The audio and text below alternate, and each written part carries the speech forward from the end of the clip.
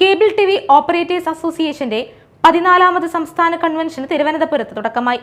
നിയമസഭാ speaker N Shamseer convention ഉദ്ഘാടനം ചെയ്തു. സാമൂഹിക മാറ്റത്തിൽ കേബിൾ ടിവി ഓപ്പറേറ്റേഴ്സ് അസോസിയേഷൻ നിർണായക പങ്ക് വഹിക്കുന്നുവെന്ന് സ്പീക്കർ പറഞ്ഞു. ചുരുങ്ങിയ കാലം കൊണ്ട് 50,000 പേർക്ക് ഡയറക്റ്റും അതിലേറെ പേർക്ക് ഇൻഡയറക്റ്റുമായി ജോലി ചെയ്യാൻ സാധിക്കുന്ന ഒരു സംവിധാനമായി ഇത് മാറി. ഇത് ഇനിയും ശക്തിപ്പെട്ട് മുന്നോട്ട് പോകണം. ഞാൻ ഒന്നേ പറയുന്നുള്ളൂ, ഇങ്ങനെ തന്നെ നിന്നിട്ടില്ലേ സംഗതി പോക്കാണ്.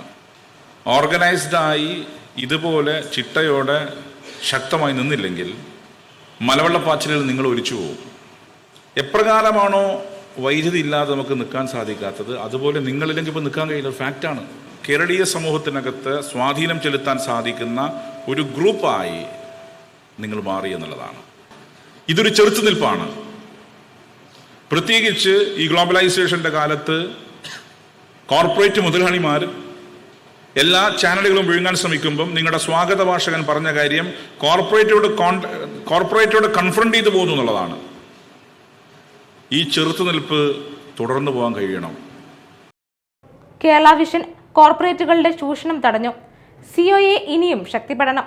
മുഖ്യധാര മാധ്യമങ്ങൾ പോലും നൽകാത്ത പ്രാധാന്യം കേരള വിഷൻ ന്യൂസ് നൽകുന്നുവെന്നും സ്പീക്കർ പറഞ്ഞു.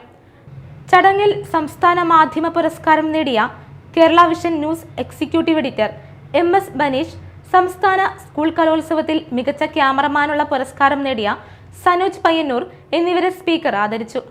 ചടങ്ങിൽ ആന്റണി രാജു MLA അധ്യക്ഷത വഹിച്ചു. സിഒഎ സംസ്ഥാന പ്രസിഡന്റ് പ്രവീൺ മോഹൻ, സംസ്ഥാന ജനറൽ സെക്രട്ടറി PB സുരേഷ് തുടങ്ങിയവർ പങ്കെടുത്തു.